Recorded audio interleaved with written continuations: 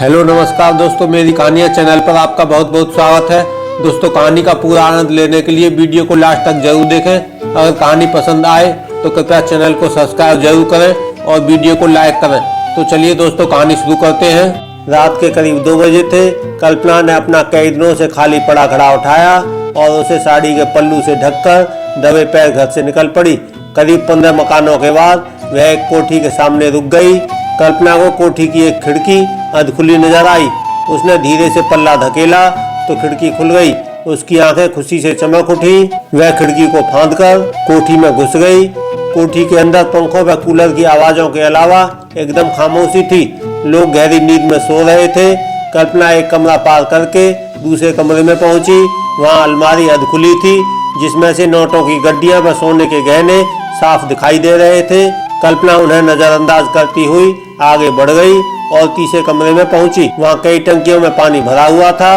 कल्पना ने अपना घड़ा एक टंकी में डुबाया और पानी भरकर जिस तरह से कोठी में दाखिल हुई थी उसी तरह से पानी लेकर अपने घर लौट आई। पानी ले आई कल्पना।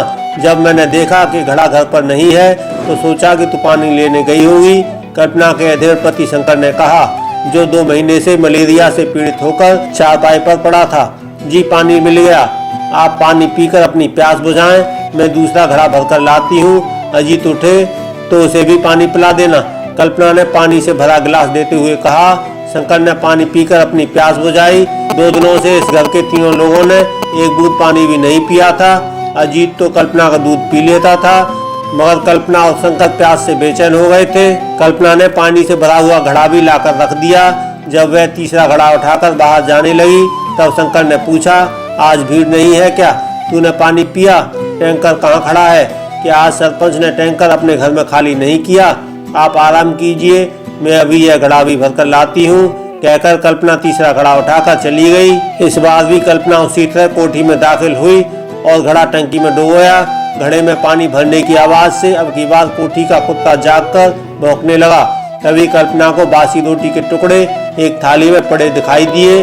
कल्पना ने रोटी का टुकड़ा उठाकर कुत्ते की ओर फेंका और घड़ा उठाकर तीर की मानंद कोठी के बाहर निकल गई। तभी एक काले से आदमी ने वहां आकर तेज आवाज में कल्पना से पूछा, कौन हो? कल्पना बिना कुछ कहे आगे बढ़ती गई। वह आवाज पहचान गई थी। वह सरपंच राम सिंह ठाकुर की आवाज थी। सरपंच ने कल्पना का पीछा करते हुए कहा, चोर कहीं की, पानी चोर, शर्म नहीं आती पानी चुराते हुए? इतना कहकर सरपंच ने कल्पना को दबोच लिया। उसने खुद को छुड़ाना चाहा तो सरपंच बोला, मैं अभी पानी चोर कहकर शोर मचाकर सारे गांव वालों को जमा कर दूंगा। भलाई इसी में है कि तू वापस कोठी चल और मुझे खुश कर दे, मैं तेरी हर मुराद पूरी करूंगा। चल हट, हाथ छुड़ाते हुए कल्पना ने कहा। सरपंच ने जब देखा कि कल्पना नहीं मान रही है तो उसने चोर चोर पानी चोर कहकर जोर जोर से आवाजें लगानी शुरू कर दी। आवाज सुनकर गांव वाले लाठी व फरसा लेकर कोठी के पास जमा हो गए। कुछ लोग लालटेनें लेकर आए। मामला जानने के बाद कुछ लोग कल्पना से हमदर्दी जताते हुए कह रहे थे कि बेचारी क्या करती, 2 दिनों से उसे पानी नहीं मिला था। दूसरी ओर सरपंच के चमचे कह रहे थे कि इस पानी चोर को पुलिस के हवाले करो, ऐसा मत करो, बेचारी गरीब है, छोड़ दो बेचारी को। एक बूढ़ी औरत ने हमदर्दी जताते हुए कहा, किसी ने कल्पना के पति शंकर को जाकर बताया कि कल्पना सरपंच के घर से पानी चुराते हुए पकड़ ली गई है और उसे थाने ले जा रहे हैं। बीमार शंकर भागा भागा आया और सरपंच के पैरों में गिरकर कल्पना की ओर से माफी मांगने लगा, मगर ठाकुर ने उसे पैरों की ठोकर मार दी और कल्पना को लेकर थाने की ओर चल पड़ा। बेचारा शंकर यह सदमा बर्दाश्त न कर सका और वहीं हमेशा के लिए सो गया। कल्पना को लेकर जब सरपंच और उसके चमचे थाने पहुंचे तो थानेदार ने पूछा, क्या हो गया? यह लड़की कौन है? इसे बांधकर क्यों लाए हो? सरपंच ने थानेदार को नमस्ते करते हुए कहा, जी, मैं गांव डोगरपुर का सरपंच ठाकुर राम सिंह हूँ। इस औरत ने मेरी हवेली में घुसकर चोरी की है। मैंने इसे रंगे हाथों पकड़ा है और आपके पास शिकायत करने आया हूँ। सरपंच ने कहा, कितना माल पानी, मेरा मतलब है कि कितना सोना चांदी व रुपया चोरी किया है इसने? थानेदार ने पूछा, जी, रुपया सोने चांदी नहीं, इसने तो एक घड़ा पानी मेरे घर में घुसकर चुराया है। समूचे इलाके के लोग बूंद बूंद पानी के लिए तरस रहे हैं। वे 15 किलोमीटर पैदल चलकर मुश्किल से एक घड़ा पानी लेकर लौटते हैं। इसकी हिम्मत तो देखिए साहब, खिड़की फांदकर पानी चुरा कर ले जा रही थी। सरपंच ने बताया, क्या चाहते हो तुम? आप रिपोर्ट लिखकर इस औरत को जेल भेज दो सरपंच ने कहा, जाओ मुंशी जी के पास रिपोर्ट लिखवा दो। मुंशी जी रिपोर्ट लिखने से पहले सरपंच को अच्छी तरह से समझा देना। थानेदार ने मुंशी को आवाज लगाकर कहा।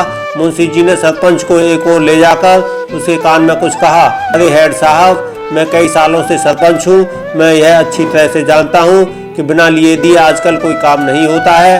सरपंच ने जेब से नोट की 2 गड्डियाँ निकालकर मुंशी जी के हवाले कर दी। मुंशी जी ने सरपंच की FIR दर्ज कर ली। कल्पना को थानेदार के सामने पेश किया। श्रीमान जी, यह वही लड़की है जिसने मेरे घर से एक घड़ा पानी चुराया है। थानेदार ने कल्पना को नीचे से ऊपर तक घूरा और बोला, क्या तूने चोरी की? चोरी करते वक्त तुझे शर्म नहीं आई? कल्पना पत्ते की तरह कांप रही थी। उसके रोने से मुरझाए हुए चेहरे पर आंसुओं की लाइनें नजर आ रही थी। दूसरे दिन कल्पना को अदालत में पेश किया गया। वहाँ सरपंच के साथ उसके चमचे कल्पना के खिलाफ गवाही देने के लिए आए हुए थे। पुलिस ने पानी से भरा हुआ वह घड़ा अदालत में पेश किया जो कल्पना के पास से जब्त किया गया था। जज ने सबसे पहले कल्पना की ओर देखा जो कटघरे में सिर नीचा किए खड़ी थी।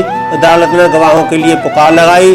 सरपंच के चमचों ने अदालत को बताया कि कल्पना ने पानी चुराया, जिसे सरपंच ने रंगे हाथों पकड़ लिया, मगर मौके पर कोई गवाह नहीं था।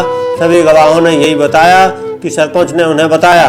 जज ने कल्पना से पूछा, क्यों, क्या तुमने एक घड़ा पानी सरपंच के घर से चुराया?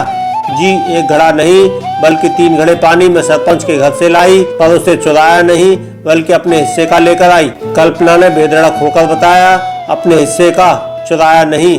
लाई का क्या मतलब है? जज ने पूछा। इस भयंकर गर्मी में गांव के सारे कुएं, हैंडपंप व तालाब सूख गए हैं। एक एक बूंद पानी के लिए गांव वाले तरस रहे हैं, प्यास से मर रहे हैं। पंचायत ने गांव में पानी का इंतजाम किया है। हमारे गांव में पानी के लिए सिर्फ 2 टैंकरों का इंतजाम है, जिसमें से एक टैंकर सरपंच अपने घर खाली करा लेता है, जिसे वह चोरी से बेचता है। दूसरे टैंकर का पानी गांव वाले छीना झपटी करके लेते हैं। मैं वह अभागी औरत हूँ जिसे कई दिनों से एक बूंद पानी नहीं मिला। बीमार पति घर में है। मैं सरपंच के घर से अपने हिस्से का पानी ही लाई हूँ। मेरी बातों पर यकीन न हो तो इन गाँव वालों से पूछ लीजिए।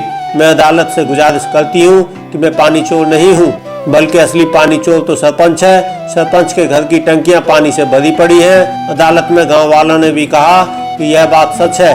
कल्पना सही कह रही है। वह 50 रुपए प्रति घड़े की दर से पानी बेचता है। अभी इस वक्त भी सरपंच के घर पानी के लिए ग्राहकों की लंबी कतार लगी है। सरपंच बगलें झांकने लगा। जज को सरपंच व पुलिस की जालसाजी की बू इस मुकदमे में आने लगी। कल्पना को अदालत में बाइज्जत बरी कर दिया और असली चोर को पकड़ने के लिए जांच के आदेश जारी कर दिए गए।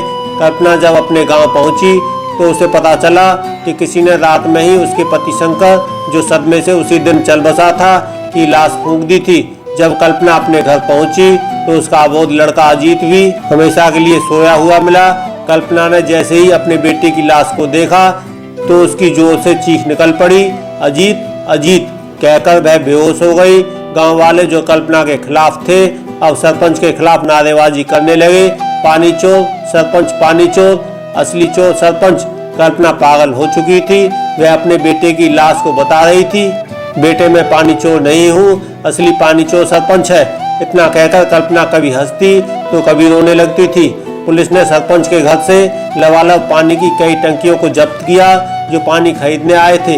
उन्हें गवाह बनाकर ठाकुर को गिरफ्तार कर जेल भेज दिया गया। तो दोस्तों, यह थी आज की कहानी। आपका क्या कहना है इस कहानी के बारे में? कमेंट करके हमें जरूर बताएं। वीडियो को लाइक कर दीजिए और चैनल को सब्सक्राइब करके घंटी को दबाकर ऑल पर सेट कर लीजिए, जिससे कि आने वाली वीडियो आपको तुरंत मिले। धन्यवाद दोस्तों।